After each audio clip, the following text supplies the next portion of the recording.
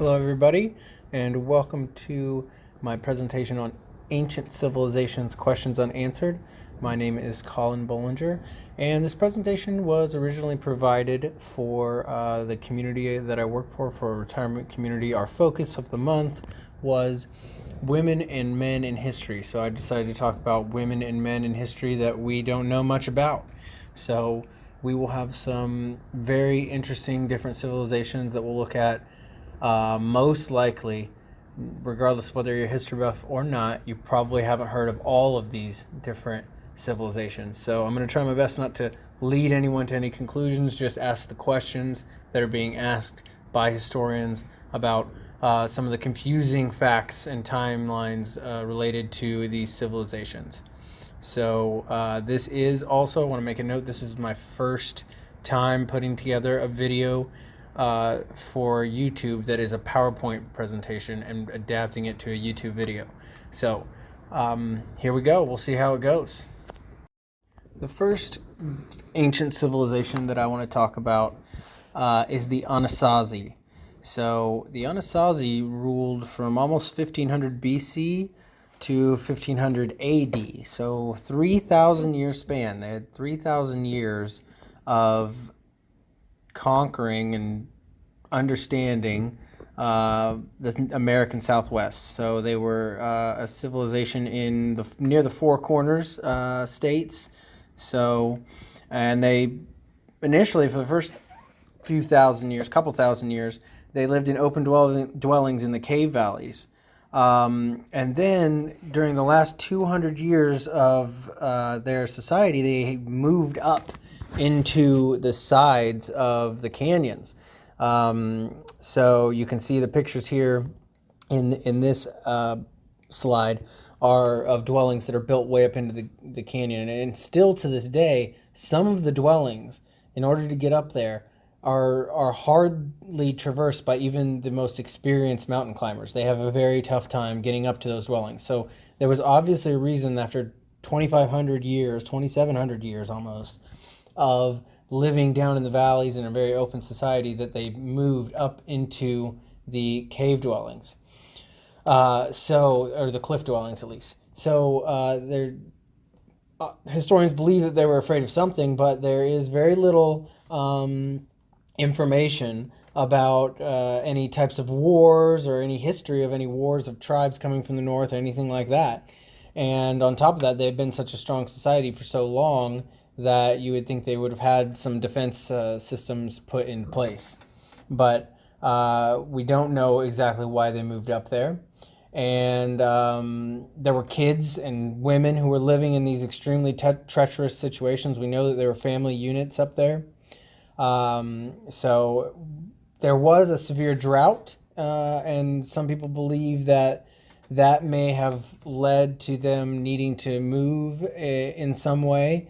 Also, there is a theory that because of the drought, some of the leaders in the society, because it was a large society, began trying to institute cannibalistic policies and trying to eat some of the lesser members of society and things like that because they didn't have enough food. So there was a faction of society that possibly branched off to get away from these leaders, and it all crumbled down before them. So there's also a very little known but possible theory that there was radiation in the water, that somehow the water that they were living near in the valleys became radiated and it made their people sick, and so they were trying to get away from the radiation. We're not sure about any of those things. So they basically just dissolved after they lived in the cliffs for about 200 years. And now we can see some of their ancestry in the Navajo, the Hopi Indians, kind of down there a little bit more south. So, but really no idea where or why they made these changes in their society. The Nabataeans lived in the ancient city of Petra. So Petra is one of the most grandiose ancient cities that we can still find on the earth. They carved these massive buildings into the sides of cliffs. Just immaculate stonework and carving. Still amazing to this day how they were able to do some of the things that they were able to do with the accuracy and the symmetry and things of that nature. But the Nabataeans, they were only around for a short time, so they only inhabited this area from 300 BC to 100 AD, so only about 400 years. So at this time in the ancient world, the city of Petra, where the Nabataeans controlled, was the hottest spot for trading in the whole ancient world. It was the center between the Middle East and Europe and even East Asia and Africa. Everybody could come there, and they actually had a very sophisticated system of irrigation that allowed there to be a basically green paradise garden in the middle of the desert. All surrounding it was the desert, and then just out of nowhere bursting this green city, and this is where everyone would come to trade their goods from all points and corners of kind of the known world at this point. So it was a very wealthy city. The wealth allowed them to build this city of irrigation. It allowed them to build these amazing monumental types of structures, and it was probably pretty epic to behold when you were traveling across harsh lands and you came in and you saw the amazing city of Petra. So the most common theory, they kind of just disappeared after 100 AD.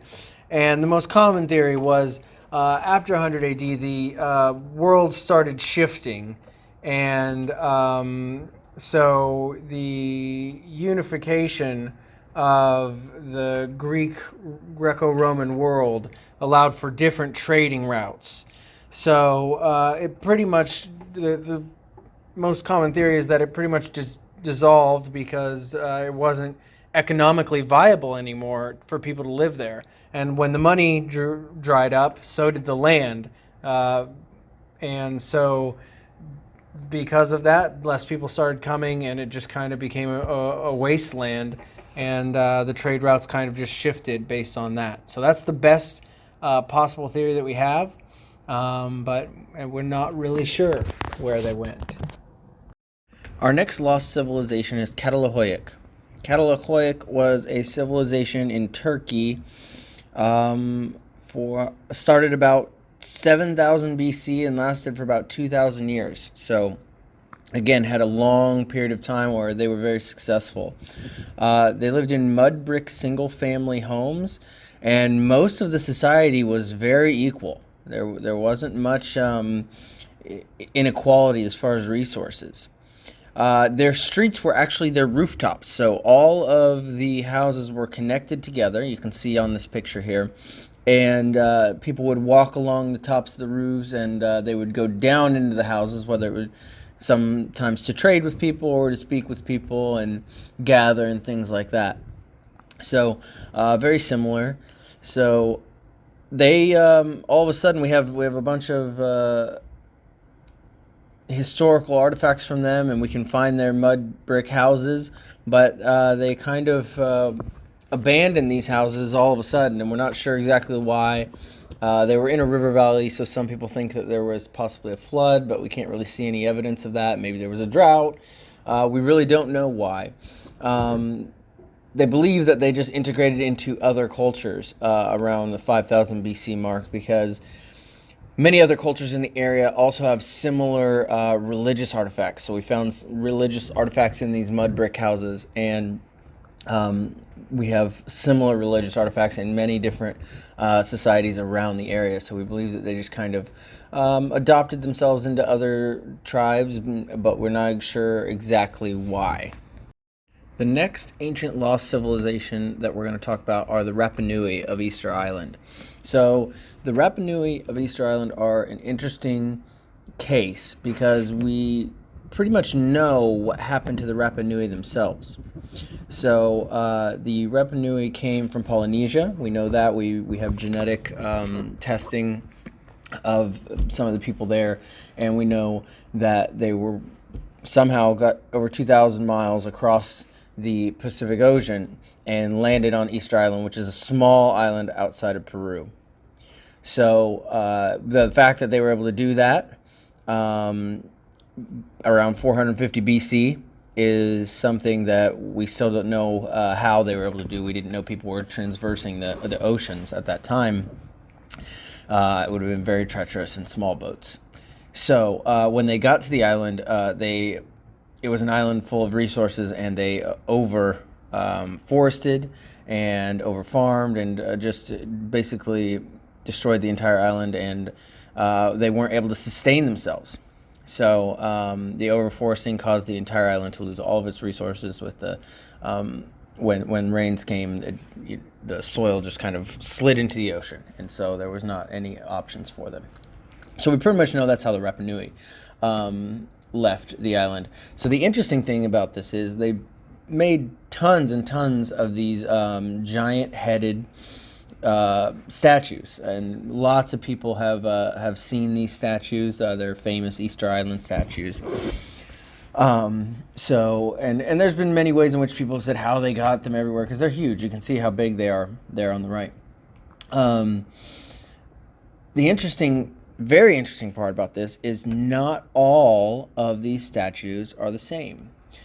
The ones that the Polynesians built were built out of volcanic tuff, which is pretty easily carved.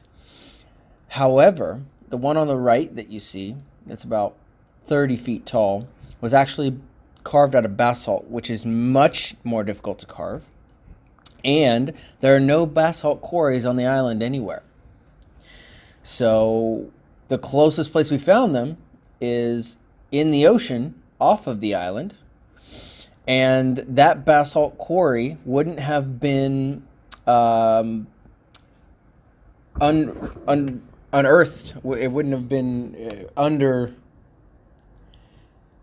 the time point at which the waters would have been low enough for that basalt quarry to be quarried was about 12,000 BC.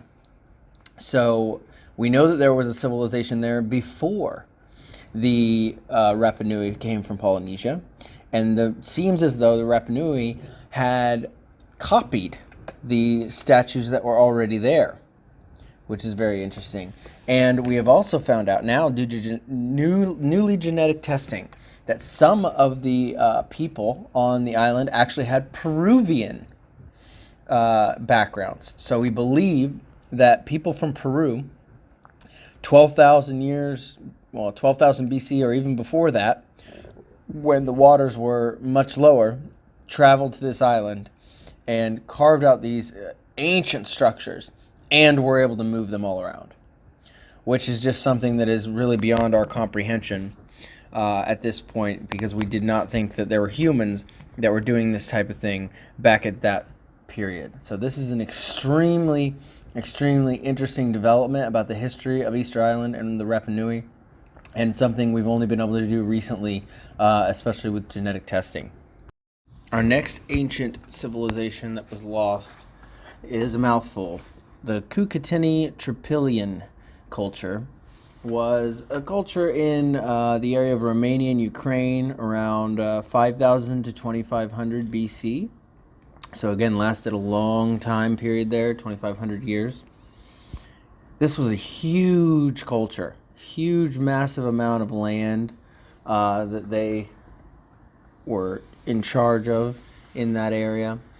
One of the things that makes it really difficult to understand this culture is that every 60 to 80 years, they would burn their entire villages and then move to a new area.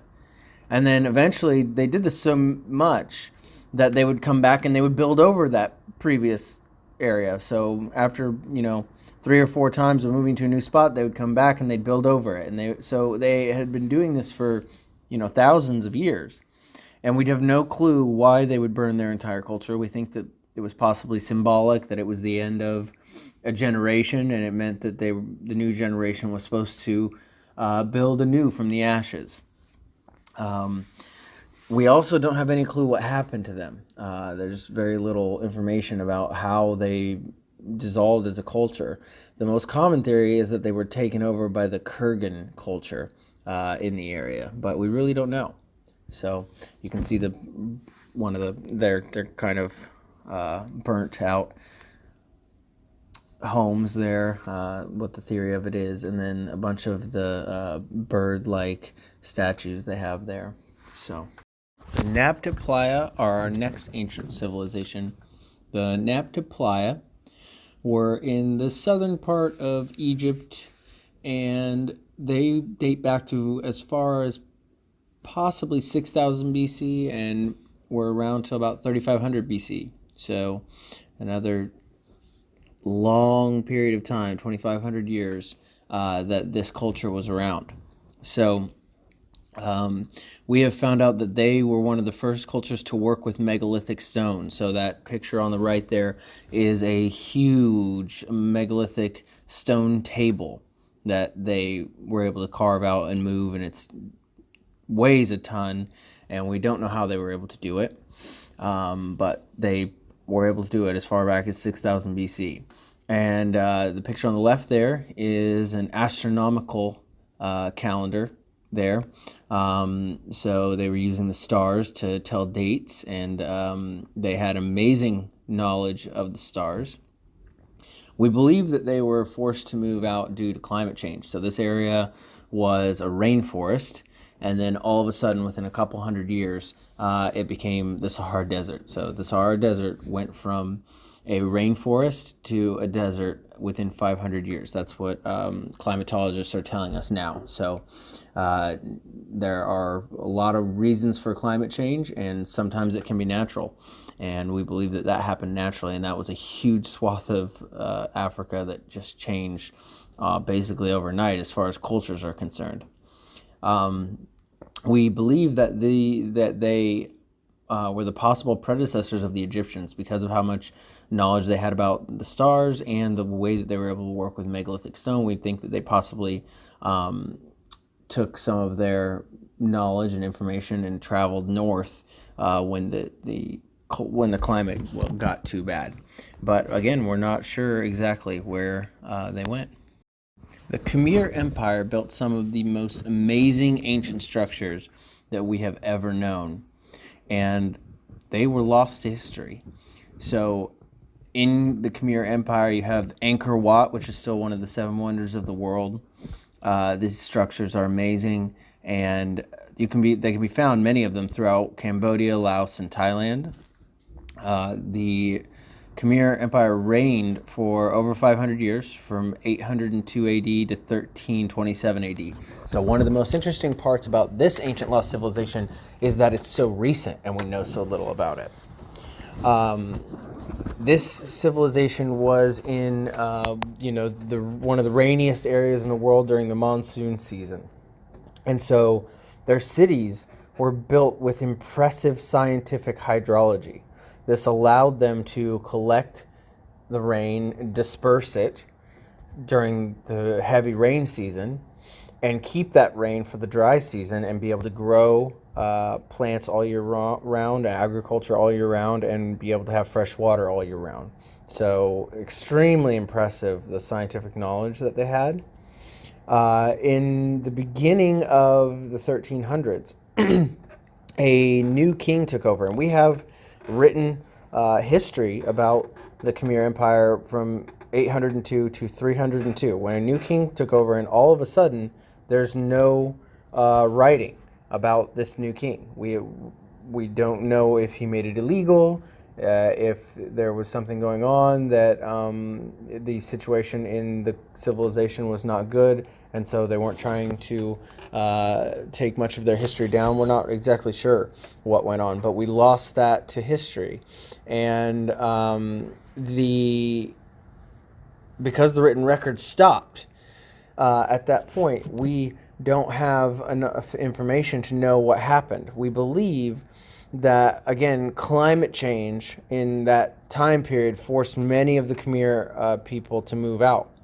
Angkor Wat fell in 1431, but by that time, the invading armies that came, there was very few people that even lived in Angkor Wat, and it used to be a thriving megalithic city. So the fact that they really didn't know where they went is something that's still confusing to us. Like I said, they believe that maybe they had a few drought years in a row and weren't able to collect enough water, and that caused them to have to move on.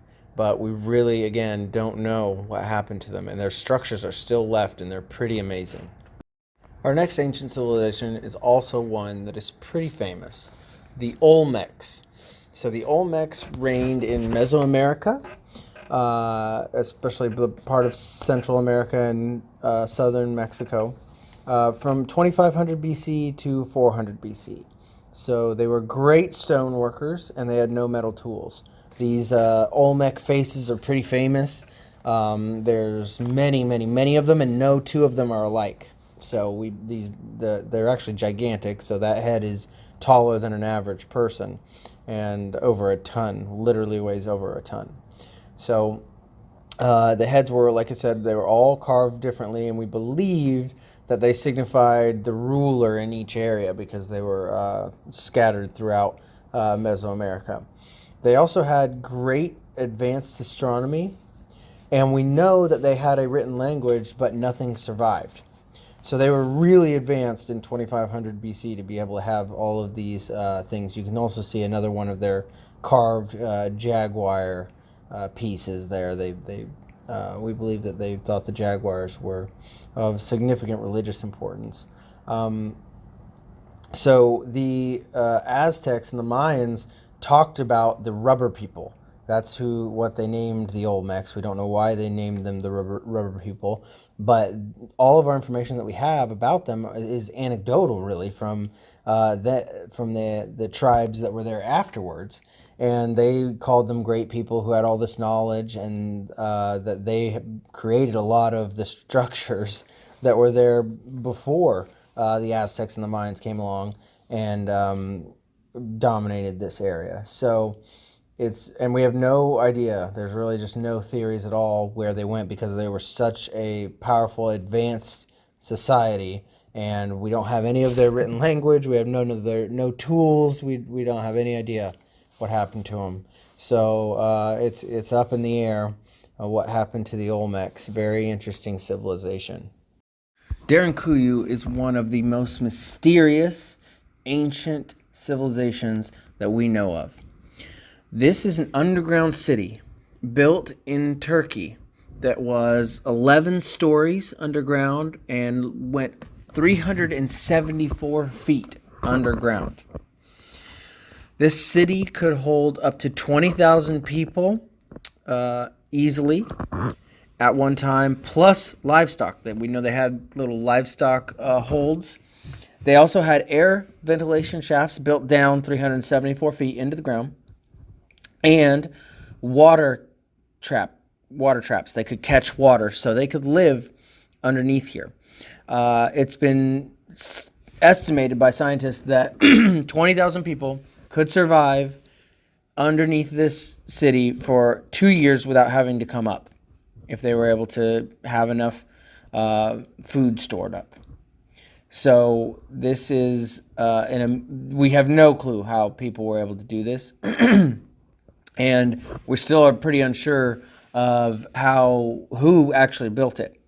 So you can see the stone door there. At each level, they had these rolling stone doors that could be rolled from the inside, and then from the outside, you couldn't get in. They blocked you in. And you could block off each level. So if somehow there was an invader at the first level, you could block off the second level, the third level. You can also see in that top left picture how perfect their archways were, right? We found tools in here that are from 12,000 years ago. So we think now that a civilization from at least 12,000 years ago built this huge, massive underground structure, and they did it with such precise engineering accuracy that it still stands today. That's one of the most amazing parts, is they knew exactly where to cut out, where to put support beams, and all of those things. Additionally, there is no rubble pile anywhere that we can find. So that's one of the reasons that they believe that the city is so old, is that the rubble pile, wherever they took it, has eroded away at this point. We are basically clueless as to who did this, what they did it for, and where they went. It's a frightening kind of idea, actually, that some civilization would be so motivated to build something that seems so fortified. What could have been on top of the earth at that time? That people felt they needed these doors and this precise level of engineering in order to stay away from something for years at a time. We really have no idea, and this is one of the biggest mysteries that's out there right now, and it's just very, very, very interesting. This is Darren Kuyu. Cahokia is another lost civilization that's extremely interesting because they were so recent. Cahokia was the largest city in America in 1050 AD, so only 1,000 years ago, and it was a melting pot and beautiful example of peaceful Native Americans working together. So it was very close to where St. Louis is today. It was a huge trading hub on the Mississippi River. There were 20,000 permanent residents that lived there. And it was run by the Mississippi Indian tribe. And so they had land all the way from that area and even a little bit further north of St. Louis, all the way down to the Delta into New Orleans and Louisiana, in the Mississippi Delta down there. So one of the most interesting aspects of Cahokia is that it's marked by these giant earth mounds, some of them up to 100 feet tall. And many tribal leaders would come and have important spiritual meetings on top of these mounds, or just important meetings in general, because the dead were buried here, and if you made a deal on this mound, it was signified by the spirits of the dead, and so it strengthened all of the Native American communities. And like I mentioned, this was a very peaceful place, so we don't really have any clue why it was abandoned. There was no war, there was no sickness, there was no climate change, but by 1320, it was completely abandoned. And this is well before explorers came over and transferred any type of smallpox or anything like that. So we're really just at a loss for why it was an abandoned area. We're going to finish with one of the most famous lost civilizations, and this was the colony of Roanoke. So in 1587, John White left approximately 120 settlers in a well-fortified fort community on Roanoke Island. It took him a while to get back. He was supposed to be back in a year with supplies, but every time that settlers went back to England, there was many political debates about why they should be going over and settling or exploring and doing all these things. So it took a lot of time for him to get approval and get all the funds to come back. So when he arrived, 3 years later, when he came back, there were no settlers in the fort. So he told the settlers to carve a cross in a tree if there was any war coming from the Native Americans, if there were any issues. So the only thing carved in the tree was Croatoans.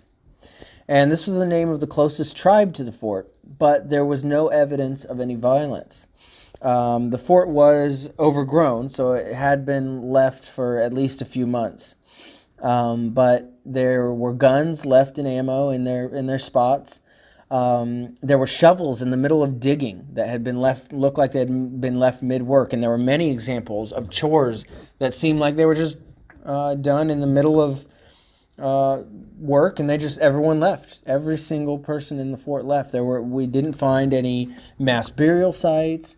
There's no speaking of taking over this fort by any of the tribes, and there's really no evidence at all to understand where these people went. We believe they probably integrated in with some type of Native American tribe because they needed supplies, but we really don't know. So it's pretty interesting. Hopefully, new genetic testing and people's permissions for historically from that area will allow us to kind of figure this out. Figure out history through genes, which is what we've been able to do with a lot of other lost civilizations. So that's what we're hoping. But That is the story of Roanoke. I know that a lot of us have heard that in our history books, but it's one of the craziest ones because it is one of the most recent lost civilizations. And with that, we are finished with this presentation. So thank you for joining me. Hopefully you learned a little bit, and hopefully this is the beginning of many good, well put together presentation videos to come.